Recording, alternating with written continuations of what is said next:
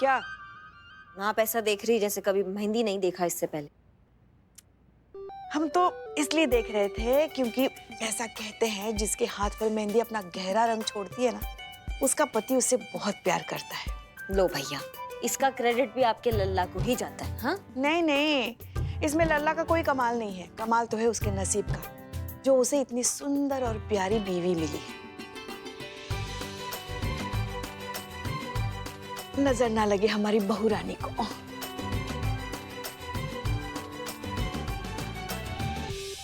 संतू संतू, जल्दी फोन लगाओ, हॉस्पिटल में फोन लगाओ। पुष्पा जी का तबीयत बिगड़ रहा है, कैरेक्टर से बाहर जा रही है, जल्दी करो। हाँ। चलो बहुत हुआ ये सब, चंद्रिका को फोन लगाते हैं, उसको बताते हैं कि वो अपना पति को गलत समझ रही थी और गलती तो उस टोपा, उस जासूस की है। हाँ नहीं करिश्मा सिंह, आप ऐसा कुछ नहीं करेंगी, क्योंकि हमारे हिसाब से ये केस अभी खत्म नहीं हुआ।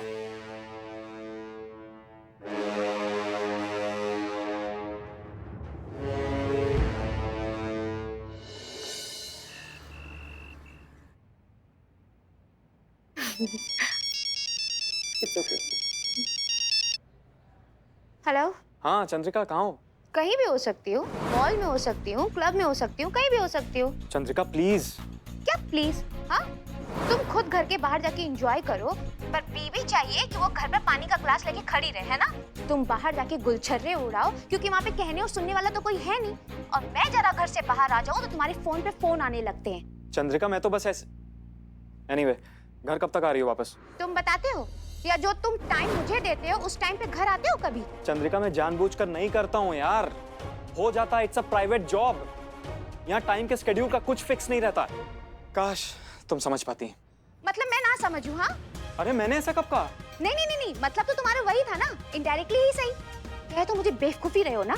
अरे चंद्रिका ऐसा कुछ नहीं है। मैं अच्छा चलो ठीक है, मैं 9 बजे तक आ जाऊंगी, मैं बहुत बिजी हूँ, बाय। हेलो। क्या हुआ, सब ठीक है ना? कुछ नहीं यार, रोहित का फोन था, वही बस पूछ रहा था कहाँ हो तुम। हाँ तो बता देती कहाँ हो। क्या तुम भी? हाँ मैं बता देती, जिससे उसको एग्जैक्टली आइडिया हो जाता कि मैं कहाँ हूँ, घर पहुँचने में मुझे कितना टाइम लगेगा। हाँ, ताकि वो आराम से रिलैक्स होके अपनी पूरी रंगरेलिया प्लान कर ले। इतनी भी बेवकूफ नहीं हूँ मैं, मुझे जिसे पकड़ना होता है ना, मैं डायरेक्ट अटैक करती हूँ। मैम आपकी गाड़ी बाहर आ गई है। Okay thank you. ओ भरजाई जी, ओ बल्ले बल्ले बल्ले बल्ले बल्ले बल्ले, तुसी इत्थे हो? आप कौन? मुझे नहीं पहचाना? बलविंदर, बलू जी, आपके रोहित का जिगरी यार वही। मैं तो साहब के ऑफिस के पार्टी में मिले थी जी, अभी भी नहीं पहचाना? सॉरी पर मुझे याद नहीं आ रहा है। भरजाई जी क्या गल कर रही हो? पार्टी शर्टी होती है, ज्यादा पी ली होगी। मैंने? ओ मैंने ज्यादा पी ली होगी, इसलिए किसी और कोई और समझ लिया जी। लेकिन एक गल है, वो जो रोहित है उसकी लाइफ एकदम सेट है जी। और देखिए जी, रोहित ने क्या किया है, इस होटल में मिस्टर एंड मिसेस शुक्ला के नाम से बढ़िया सा एकदम स्वीट बुक कर लिया है। क्या बकवास कर रहे हो? हाँ, और मैंने देखा है, रोहित ने वो रिसेप्शन से रूम नंबर 102 की चाबी दिया। ओ सेकंड हैंड हनीमून मुबारक। Honeymoon honeymoon honeymoon honeymoon honeymoon honeymoon. अच्छा तो ये बात है, रोहित और उसकी बॉस यहाँ पर आए हुए हैं, दोनों यहाँ पर रात गुजारने का प्लान बनाकर आए हैं। रूम नंबर 102 में है ना दोनों, इसीलिए पूछ रहा था ना कि तुम कहाँ हो। मिस्टर रोहित, तुम तो गए आज। हो गया है, तीर एकदम निशाने पे लगा है मैडम। बहुत बढ़िया, मतलब प्लान बिल्कुल हिसाब से चल रहा है, जैसा सोचा है बिल्कुल वैसा ही हो रहा है। अब चीता अपना काम ठीक से कर देना तो बस ये कहानी जो है ना इस केस का खत्म हो जाएगा। पर जब मैडम सर ने कहा ना कि चंद्रिका को कुछ नहीं बताना, ये केस सॉल्व नहीं हुआ है, मेरा तो मतलब दिमाग का फ्यूज ही उड़ गया था, कुछ समझ ही नहीं आ रहा था। तुम्हारा तो ठीक है संतू, हमें भी कुछ समझ में नहीं आया। उसके बाद मैडम सर ने मुझे समझाया कि असल मायने में ये केस तभी सॉल्व होगा जब चंद्रिका के दिमाग से वो शक का भूत उतरेगा। पुष्पा जी। हाँ हाँ ठीक है संतू, ठीक है। और वैसे भी आज ये डिटेक्टिव योगी उसका फायदा उठा रहा है, कल कोई और उठाएगा। शक के मारे इंसान का तो दुनिया में हर कोई फायदा उठाना चाहता है। ये बात चंद्रिका को समझानी होगी कि शक का जो तूफान है बसी बसाई गृहस्थी उजाड़ डालता है। अब हमारे लल्ला के पप्पा को ही देखो, जवानी में मक्खियों की तरह भिनभिनाती थी सुंदर सुंदर लड़कियां उनके इर्द गिर्द, हैंडसम ही इतने थे।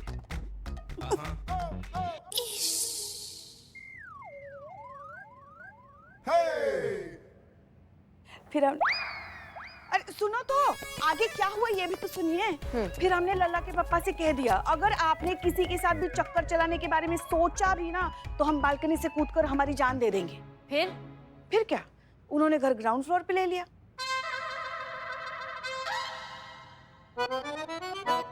हमारे कहने का मतलब ये है कि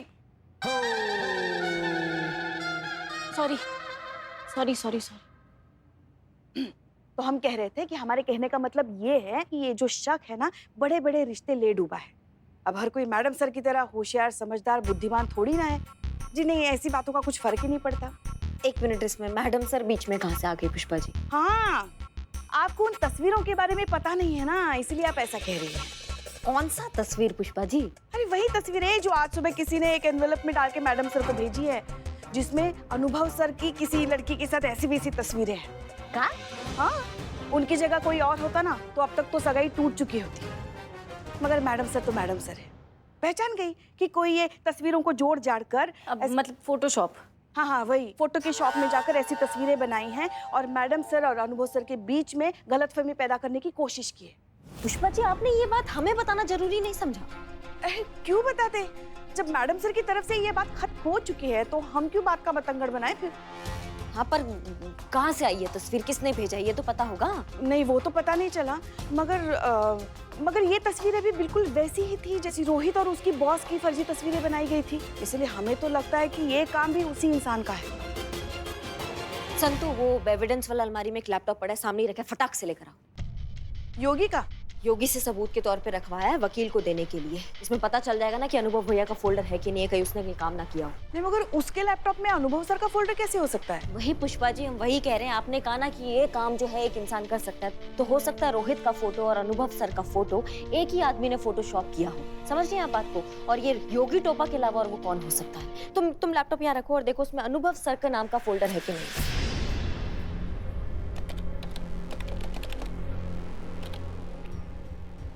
ये एक मिनट, ये रहा, अनुभव सर की फोटोज भी है।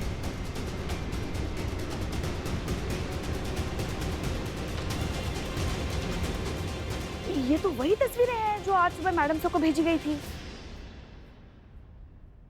इससे एटलीस्ट ये पता चल गया कि ये दोनों काम एक ही आदमी योगी का है। अभी ये पता लगाना है कि ये करवा कौन रहा है उससे। अब जब मुर्गी हमारे हाथ में आ गई है ना, तो मुर्गी बताएगी कि उसने अंडा कहाँ दिया है। ये योगी का बच्चा ही बताएगा कि किसने, किस टोपा इंसान ने उससे ये घटिया काम करवाया है। नहीं, मगर योगी को तो बड़े लॉकअप भेज दिया गया है ना। बस पुष्पा जी, एक बार ये चीते का सेटअप निपट जाए, केस किनारे लग जाए, फिर हम अपने तरीका से निपटेंगे इस योगी के बच्चे से। चीते का माई कौन हो गया? हो गया?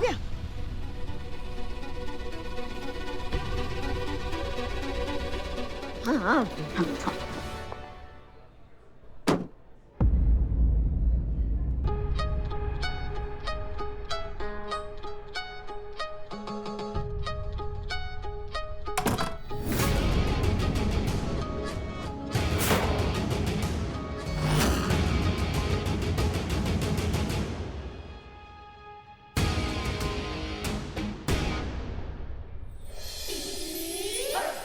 चांदनी, हमारा चांदनी,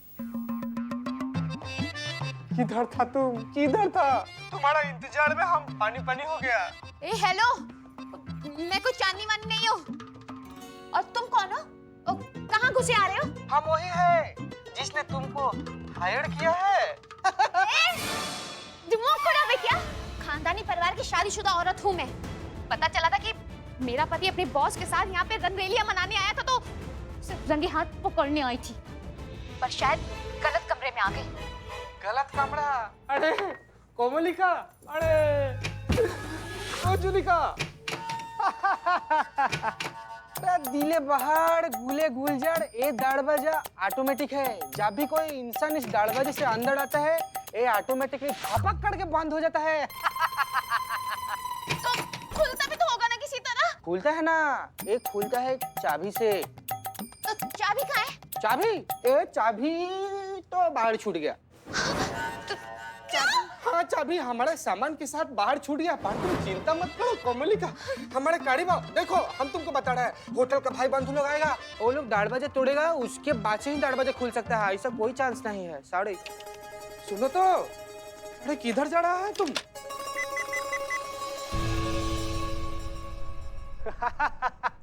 अरे बीच में सुंदरी वो इंटरकॉम खराब है और नेटवर्क का गोंडोगोल रहता है इधर, फोन नहीं लगेगा। संतू तुमने जैमर लगवा दिया है ना? हाँ हाँ, अच्छे से। ये मिशन स्टार्ट होने से पहले मैंने और चीती ने अच्छे से पूरा सेटअप किया, जैमर चालू कर दिया। अब ना कोई फोन आ सकता है ना कोई फोन जा सकता है, तो बिल्कुल टेंशन मत लीजिए। सुंदरी हम क्या बोलता है कि जब किस्मत ने हम दोनों को ये मौका दे ही दिया है, क्यों ना हम दोनों लोग मिलकर ये मौका का भरपूर पूरा खूब ज्यादा फायदा उठाएं। क्या बोलता है तुम? हम तो बेताब है। कहाँ गई कमली? अरे अरे कहाँ चली गई? हमको तो इधर है, इधर है। हम क्या बोलता है, हम भी कोशिश कर रहा है, हम फोन लगाएगा, होटल है किसी भाई बंधु को बुलाएगा, दरवाजा खुलवाएगा, फिर तुमको यहाँ से फूट से काट के उड़ा देगा। तुम चला जाना। हमको मालूम चल गया है कि तुम यहाँ पर गलती से चला आया है ना? हाँ अभी तुम चिंता मत करो, तुम यहाँ पर इत्मीनान से बैठो, हम तुम्हारे लिए काफी बनाएगा।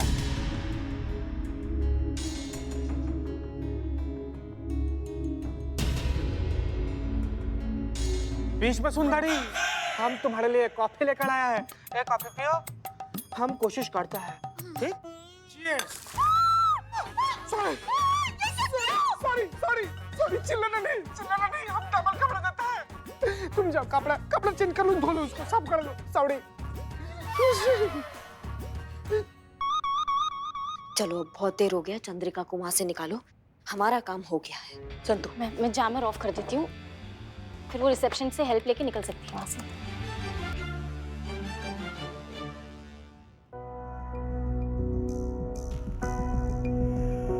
फोन नहीं उठा रही।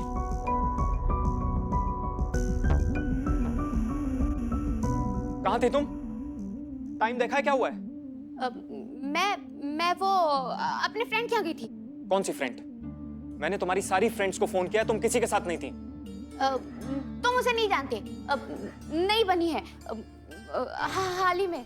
क्या नाम है तुम्हारी उस नई फ्रेंड का? फ्रेंड का नाम वो मानसी नहीं मालती।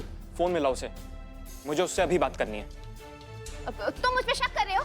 देखो मुझे कुछ नहीं सुनना, मुझे तुम्हारी फ्रेंड से आज ही मिलना है, वरना यह साबित हो जाएगा कि तुम झूठ बोल रही हो।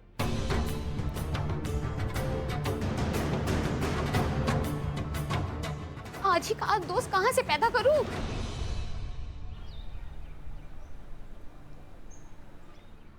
तो आप हैं मेरी वाइफ की नई फ्रेंड मालती। मालती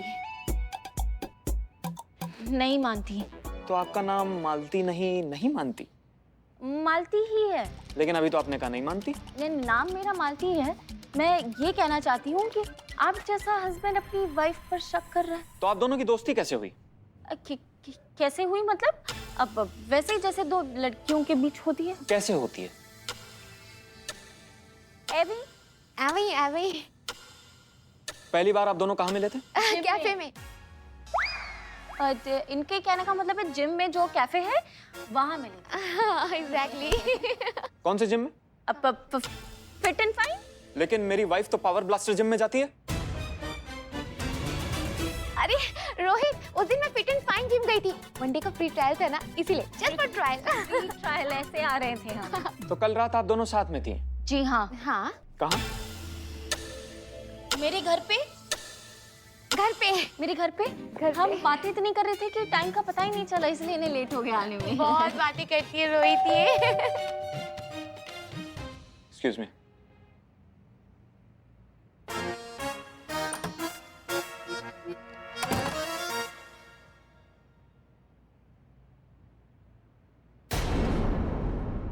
क्या हुआ रोहित?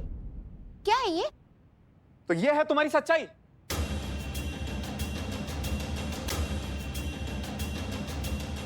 तो कल रात तुम अपनी सहेली के साथ नहीं, इस आदमी के साथ थी, होटल के रूम में।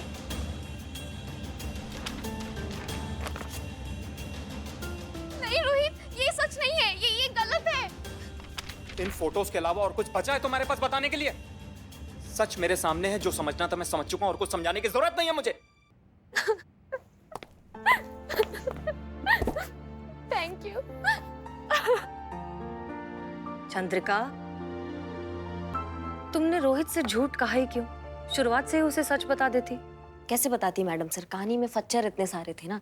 अब कल कोई फोन खराब दिवस तो था नहीं कि भाई जिस होटल के कमरे में ये थी वहां का इंटरकॉम, इनका फोन, जिस आदमी के साथ थी उसका फोन, सबके फोन खराब हो गए थे। जो रोहित मान लेता ये बात, नहीं ना मानेगा। मैं कसम खा के कह रही हूँ मैम, मैं सच बोल रही हूँ, यही हुआ था मेरे साथ। और मैं बताती भी तो क्या बताती रोहित को कि किसी राह चलते आदमी ने मुझसे कहा था कि मेरा पति किसी और औरत के साथ होटल के कमरे में है। और मैंने बात मान लिया और मैं पहुंच गई क्योंकि मुझे रोहित को रंगे हाथ पकड़ना था होटल के कमरे में। और वहां पर मैं खुद एक अजनबी इंसान के साथ घंटों होटल के कमरे में बंद थी। शायद इसीलिए मेरा किसी से कांटेक्ट नहीं हो पा रहा था। आप सही कह रही है मैडम, कौन करेगा मेरी इस कहानी पे विश्वास? कोई नहीं करेगा। तुम्हारे पति के बारे में तुमसे किसी ने कुछ कहा और तुम फौरन मान गई? एक सेकंड के लिए भी रुककर ये नहीं सोचा कि आप किसके बारे में ये सोच रही हैं? एक अजनबी जिसे तुम ठीक से जानती भी नहीं हो, उसने तुम्हारे पति के बारे में कुछ कहा और तुमने विश्वास कर लिया। चंद्रिका, अगर एक राह चलता इंसान आपके सालों के रिश्ते को इतनी आसानी से तोड़ सकता है, तो फिर तो उसे तोड़ना ही चाहिए, क्योंकि वो रिश्ता कभी मजबूत था ही नहीं और भरोसे के बिना किसी भी रिश्ते में कोई मतलब नहीं होता।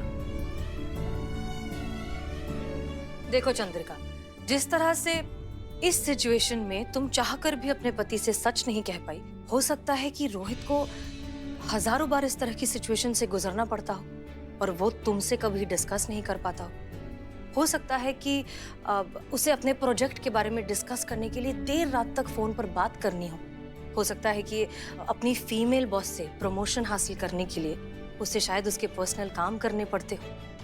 अपना डेडिकेशन, अपनी हार्ड वर्क, अपनी मेहनत प्रूव करने के लिए ओवर टाइम करना पड़ता हो। दुनिया भर के सारे एडजस्टमेंट्स, सारे कॉम्प्रोमाइजेस करने पड़ते हो जिंदगी में आगे बढ़ने के लिए, जो सबको करने पड़ते हैं, जो हम सब करते हैं, लेकिन वो तुम्हें कभी बता ही नहीं पाया। और तुमने क्या किया? शक किया, उसकी हर चीज का गलत मतलब निकाला। जानती हो, एक ही चीज है जो हमें बेईमान होने से रोकती है, किसी का हम पर पूरा भरोसा, किसी का हम पर अटूट विश्वास। उस भरोसे को, उस इंसान को खोने का डर ही हमें ईमानदार बनाए रखता है। एक भरोसा ही है जिसकी वजह से हम हमारी हदें कभी पार नहीं करते। अब अगर वो ही नहीं रहा तो फिर किस नाम का रिश्ता? चंद्रिका, तजुर्बा कहता है हमारा कि जितनी जरूरत हमें रिश्तों की होती है, उतनी ही जरूरत रिश्तों को हमारी भी होती है। इसलिए बहुत जरूरी होता है अपने रिश्तों को संभाल कर रखना, सहेज कर रखना और इस शक की गंदी बीमारी से हमेशा बचा कर रखना।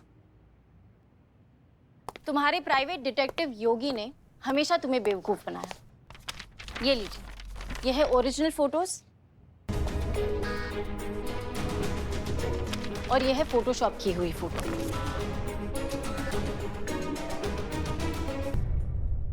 इसका एड्रेस मैंने ढूंढा। हाँ, इन दोनों फोटोज को एक साथ मिलाया, तुम्हारे पति रोहित के खिलाफ सबूत इकट्ठा किया और तुमसे मोटे पैसे वसूले।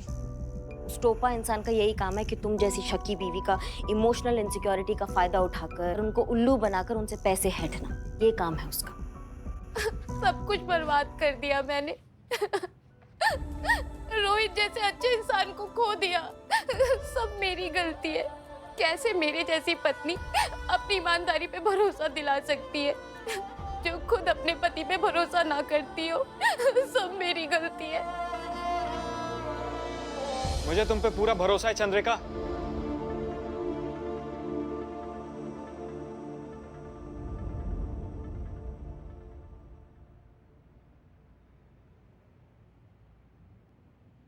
क्योंकि तुम मेरी चंद्रिका हो, मेरी पत्नी चंद्रिका, जिससे मैं बहुत प्यार करता हूं और खुद से भी ज्यादा भरोसा करता हूं। हैरान होने की जरूरत नहीं है। ये फोटोज भी उसी तरह से फर्जी हैं जैसे मेरी फोटोज थी। और इन फोटोज में जो आदमी है वो हम थे, रेस्पेक्टेड कांस्टेबल श्री चीता चतुर्वेदी जी, थाना स्टाफ, महिला पुलिस थाना। Thank you madam sir. हाँ चंद्रिका, ये एक छोटा सा नाटक था। हम इस योगी डिटेक्टिव को तो पहले ही पकड़ चुके थे, लेकिन हमारा असली मकसद था तुम्हारी आंखें खोलना, तुम्हारी मैरिड लाइफ बचाना और इस शक के कीड़े से तुम्हें जिंदगी भर के लिए बचाना। इलाज हो गया मैडम। मरीज ठीक हो गया। थैंक यू मैडम, बहुत बहुत शुक्रिया आप लोगों का। ऐसा इलाज इस थाने में ही मुमकिन था। आई एम सॉरी, अब कभी शक नहीं करूंगी। I promise.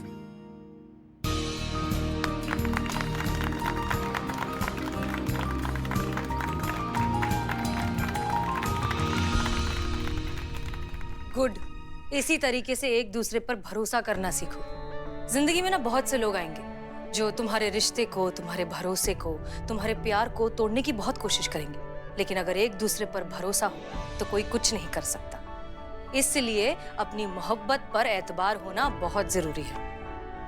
अब हमें ही देख लीजिए, हमारी तो अब तक सगाई भी नहीं हुई, लेकिन हमारे प्यार को, हमारे यकीन को हिलाने की कोशिश की जा रही है। लेकिन हम ऐसा होने नहीं देंगे, क्योंकि हमें अपने प्यार पर और उसकी नींव पर पूरा भरोसा है।